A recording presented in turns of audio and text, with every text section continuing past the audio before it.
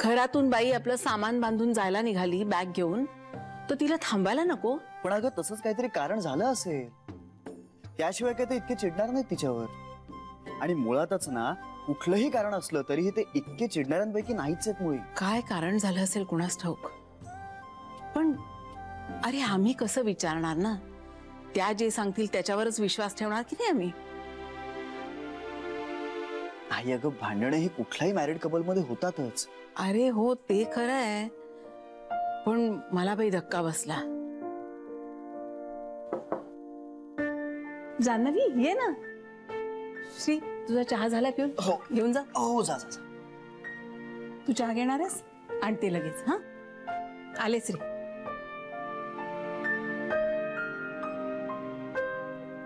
Sorry म्हणायचं होतं. Sorry? Janhvi अगं तू वेडी आहेस का?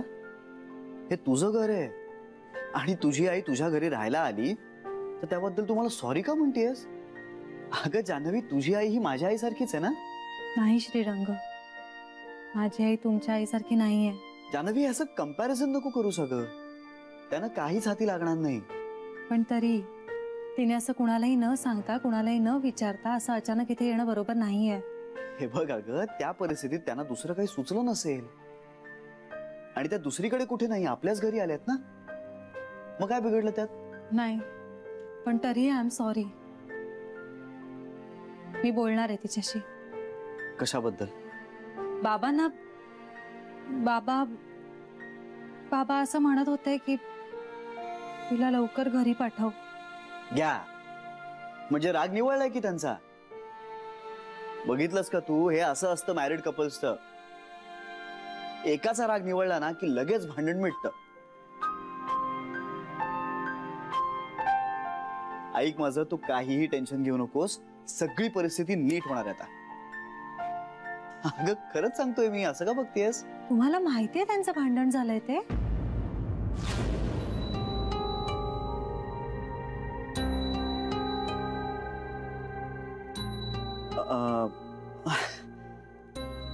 अगं मला माहित म्हणजे मला कसं माहित असणार? मी ते असंच सहज म्हणून गेलो ग. म्हणजे भांडण नसेल झालं तर उत्तमच आहे ना, नाही का? म्हणजे मी आलेच. अगं जान्हवी पण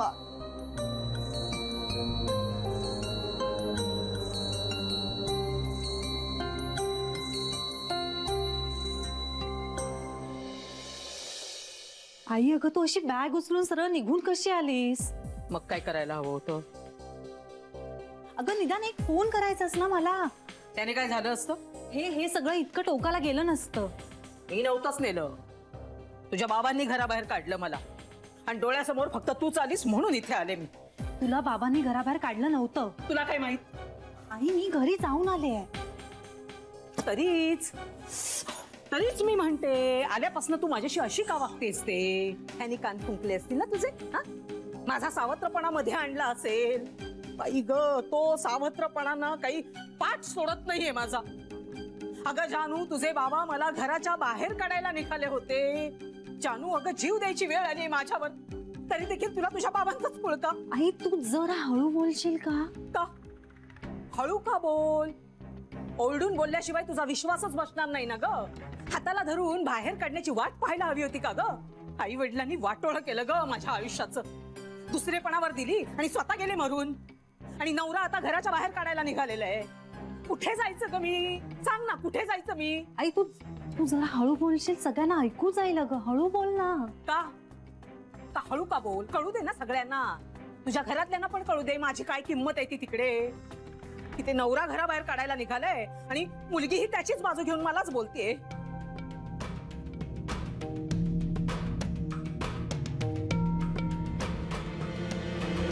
तुम्ही दोघी जेवायला येताय ना? हो मोठी आई आलोच.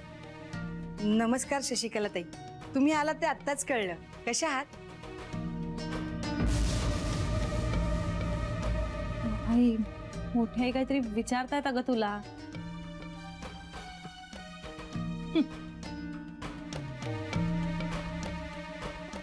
असू दे.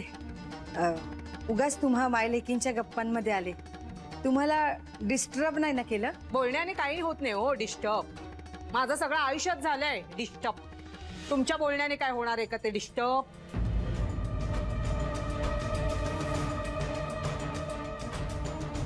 मोठी आई आलोच आम्ही एक 5 मिनिटात. नाही ठीक आहे, चालू द्या तुमचं.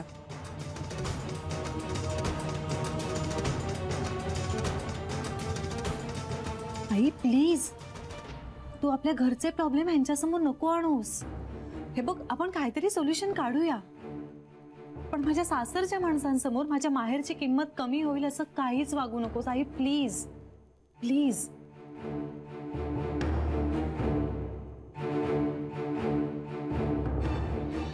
लाईट अजिबात चालत नाही बरं का त्यांना. झोपमोड होते म्हणाल्या. सरू, थोड्याच दिवसाचा प्रश्न आहे, जरा ऍडजस्ट करा.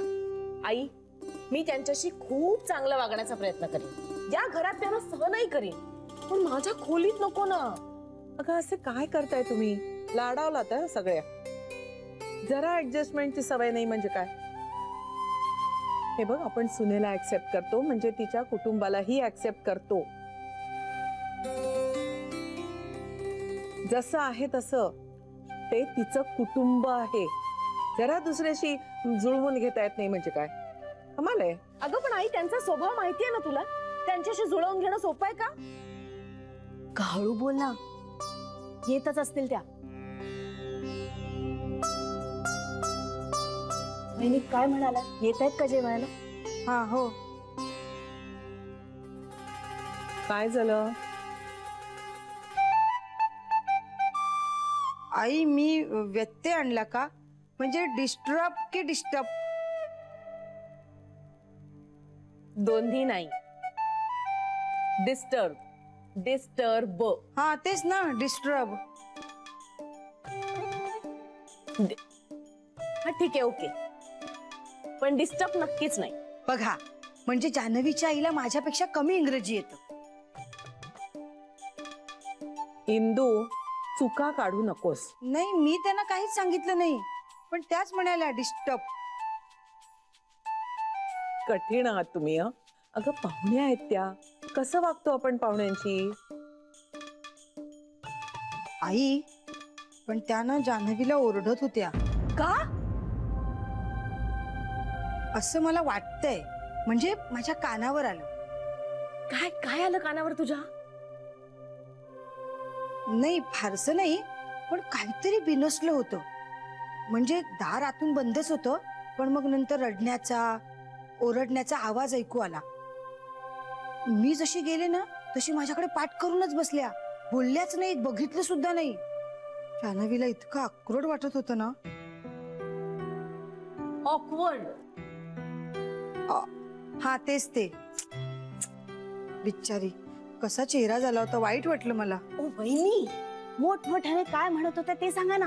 हा स्पष्ट ऐकू आलं नाही, पण दुसरेपणावर दिलीये, माझं वाटोळ झालं, नवऱ्याला काही किंमतच नाही माझी, असं म्हणत होत्या. काय सांगतेस काय? असं म्हणाल्या? असू दे, तर ठीक आहे ग. आई, नवऱ्याला किंमत नाही असं म्हणाल्या. असू दे, ठीक आहे ग. सगळ्यांनाच असं वाटतं. घरोघरी मातीच्या चुली, घरात नवरा बायकोचे तंटे चालूच असतात. याबद्दल कुणी कुणाला बोलण्यात अर्थ नाहीये. परत तुम्ही ताटं घ्या. आणि नर्मदा आणि शरयू कुठे आहेत? त्या दोघी जणी थांबल्यात आपापल्या नवऱ्यांसाठी. आपल्याला म्हणाल्यात की जेवायला थांबू नका, जेवून घ्या. ठीक आहे, जान्हवी आणि तिची आई आली किंवा आपण जेवूया.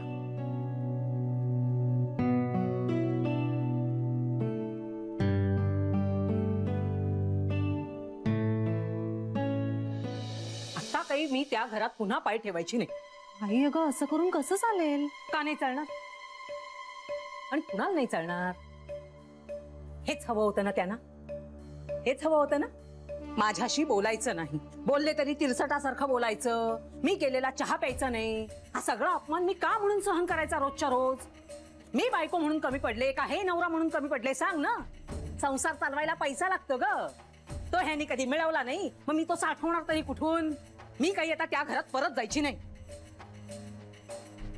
आई अगं पण मग तू राहणार आहेस कुठे? अगं अगं इथे जानू, इथे. इथे? आई अगं असं कसं होईल? का नाही राहू शकणार? इतकी माणसं तर राहतात. आता 80 तिथे 85. नाही म्हणजे तू हवे तेवढे दिवस राहा इथे, पण शेवटी ते तुझं घर आहे ना. बाबा पिंट्या तिथे आहेत, त्यांना एकटं सोडून तू इथे कशी राहणार? काही एकटे बिकटे नाहीये, आहेत ना एकाला एक दोघं. मलाच एकटे पाडत होते ते दोघं जण. आई अगं त्यांच्या जेवणा खाण्याचे हाल होतील ना. हो का? म्हणजे स्वयंपाकीण म्हणून जायचंय का मी तिकडे? हीच का माझी किंमत आहे तिकडे जानू? तरी पण तू मला तिकडे पाठवायला निघालेली आहेस. मी ना कोणालाच नकोय आणि तुलाही मला समजून घ्यायचं नाहीये, म्हणून तू मला घराच्या बाहेर काढायला निघालेली आहेस. आई अगं तसं नाहीये. कसं नाहीये म्हणतेस तू? तू मला समजून घ्यायचा प्रयत्न कर ना. काय ह्याच्यात समजून घेऊ? तुला नकोय मी इथे म्हणून तर तू माझ्याशी असं बोलतेस. आई अगं खरंच असं काय?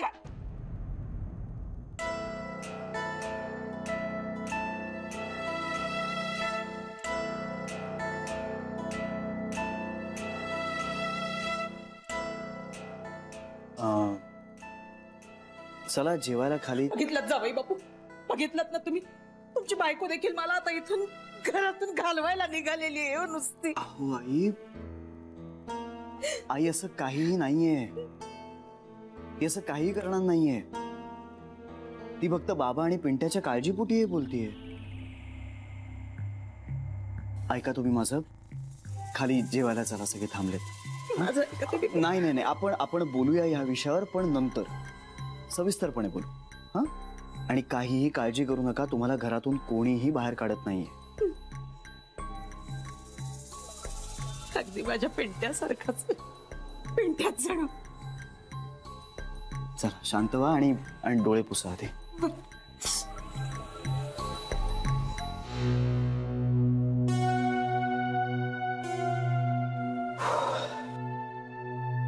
जान्हवी,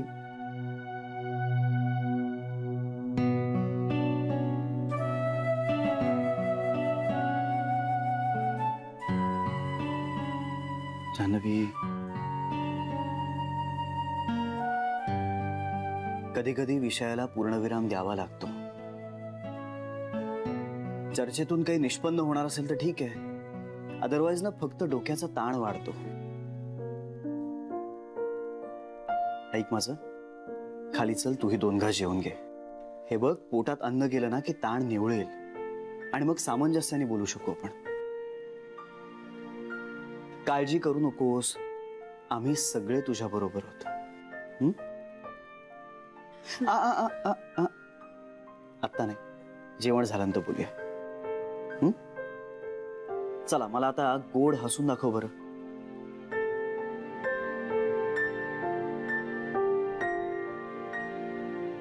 अरे, तू हसल्यानंतर खूप छान दिसतेस म्हणून एवढा भाव नाही खायचा.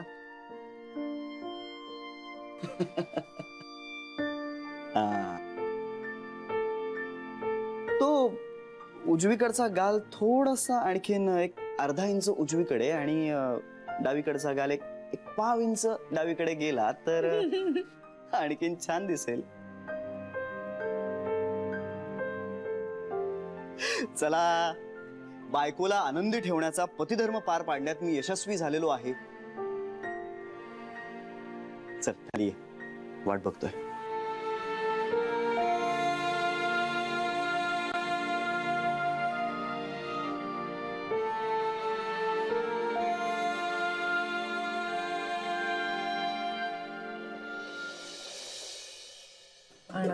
आणतेस ना तू? चला, भूक लागलीये. हो, वाटतो. आज तर अगदी मस्त येतोय.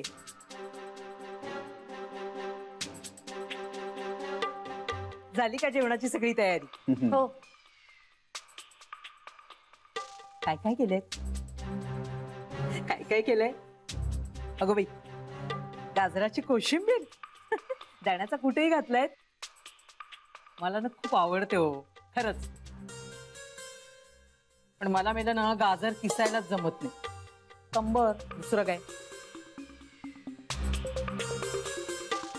अगं बाई, कुरडया पण.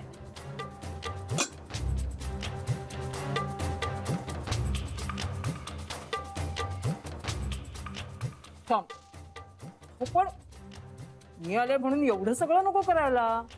नाही नाही तुम्ही आलात म्हणून नाही, आमच्याकडे एरवी सुद्धा असंच असतं. अरे वा, छान छान. तुमच्याकडे आल्यानंतर ना मला नुसती खाका सुटलेली आहे. नाही तर बायकांना असं आयतं गरम गरम जेवण कुठे मिळतं.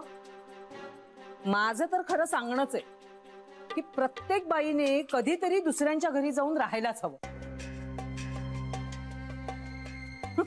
आई ग, तू बाजूच्या खुर्चीत बसतेस का? का ग? अगं बसते ना इथे आई आजींबरोबर. नाही, बसा ना, बसा. मी करू का तुम्हाला काही मदत? नाही म्हणजे माझ्याच्याने तसं काही फारसं व्हायचं नाही, पण जेवढी जमेल तेवढी करू शकते मी. नाही नको, बसा ना तुम्ही जेवायला. अहो वाढताय कशाला? घेईन ना मी. त्यानू तुझ्या घरी ना माझं जरा जास्तच लाड चाललेले. हो. जरा भाजी अजून घालता का? पुरे लागली तर मी घेईन मग. जरा कोशिंबीर वाढा.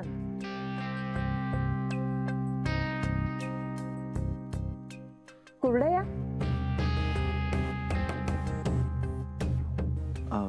हो क्या पापड घ्याल? पापड मी नंतर घेते. सरू मावशी, मला भाजी अजून घाला जरा. देते ना. पुरे पुरे पुरे. कोशिंबीर खरंच छान झाली आहे.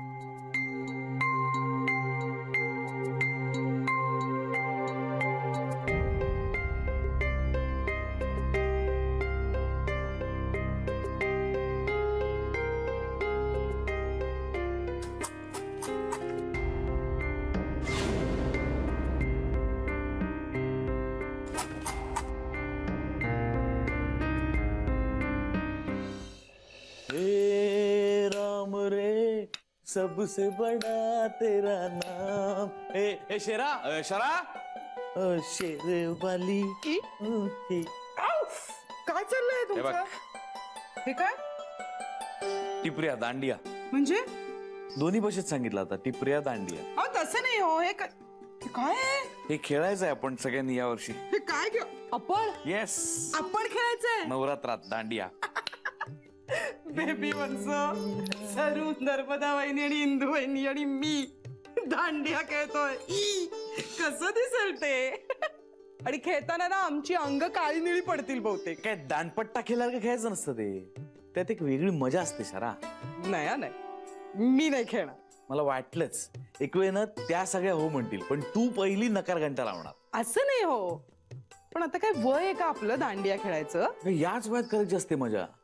संसाराला काही वर्ष पूर्ण झाली ना की अशा छोट्या छोट्या गोष्टींमधून आनंद शोधावा लागतो, कारण तोपर्यंत तो आपणहून मिळेनासा झालेला असतो. म्हणून का हो, तुम्हाला का असा आनंद शोधावा लागतोय? तुम्हाला आपल्या संसारात आता आनंद मिळेनासा झालाय? तसं नाही शरा. ऐक, तू म्हणतेस ते बरोबर आहे की हे सगळं आपण तरुण वयात करायला हवं होतं, पण त्या वयात नाही करता आलं. ठीक आहे, आत्ता त्याच्यावर चर्चा करून काय उपयोग होणार आहे? आत्ता करूया. आणि ना हे असं उत्सवी वातावरण, घरात आनंद, सगळे असे नटलेले सजलेले मला बघायला फार आवडतं शरा. गेली काही वर्ष मी हे सगळं खूप मिस केलंय शरा. आणि हे सगळं दादाच्या बाबतीतही आहे. सो मजा करूया, एन्जॉय करूया. काय म्हणतात ते, जॉय ऑफ बिंग टुगेदर. बरं बरं, चला आता. मला ना खूप भूक लागली आहे. मी थांबले तुमच्यासाठी जेवायची. शरा तू का थांबतेस माझ्यासाठी? तू जेवून घेत जा ना. का? मला नाही वाटतं ते काय ते बिंग टुगेदर. चला आता, वाट बघत असतील खाली. चला ना. खरंच आपल्याला इतकं वेळ बोलवायला कसं आलं नाही कुणी? आपल्याकडे लक्षच नाही कुणाचं. बस, पुरे पुरे. जरा वेळ मिळाला ना की चिटवळपणा सुरू तुमचा. जान्हवीची आई आली आहे ना, तिच्या नादात असतील सगळे. अरे वा, जान्हवीची आई आली, तिला सुद्धा खूप काय काय चाललंय तुमचं? हे आपण जान्हवीच्या बाबांना आणि भावालाही बोलूया. कशाला दांडिया खेळायला? मग हसायला काय झालं त्यात? हा? काहीतरी असतं तुमचं. आता एक नवीन खेळणं मिळालं ना हातात, आता 24 तास तेच घेऊन बसायचं. चला ना, माझा भुकेने जीव कासावीस होतो. तू हो पुढे, मी 2 मिनिटं प्रॅक्टिस करून. नाही नको, आता नको. चला तुम्ही, मी तुमच्या आधी थांबले होते. अहो, मला लागलं तर बघा, मी आधी सांगेन. मी आईला सांगेन. काय चाललं? चला ना जेवायला, मला भूक काय रे बाबा, खरंच.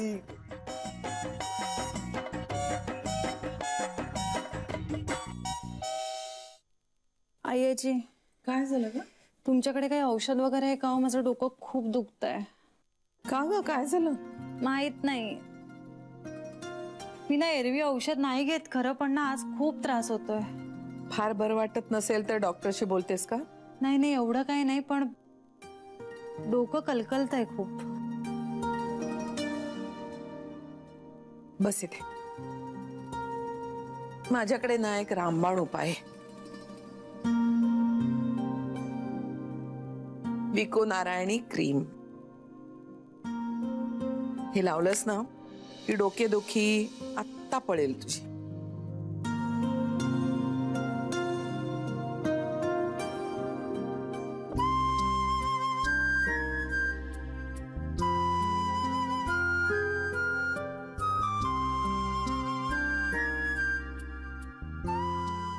जान्हवी, हे विको नारायणी क्रीम लावल्याने तुझी डोकेदुखी तर नाहीशी करू शकेल, पण तुझं मन दुखावलं असेल तर त्यावर माझ्याकडे उपाय नाहीये. तेव्हा तू जास्त विचार करू नकोस, त्रास करून घेऊ नकोस. सगळं ठीक होईल.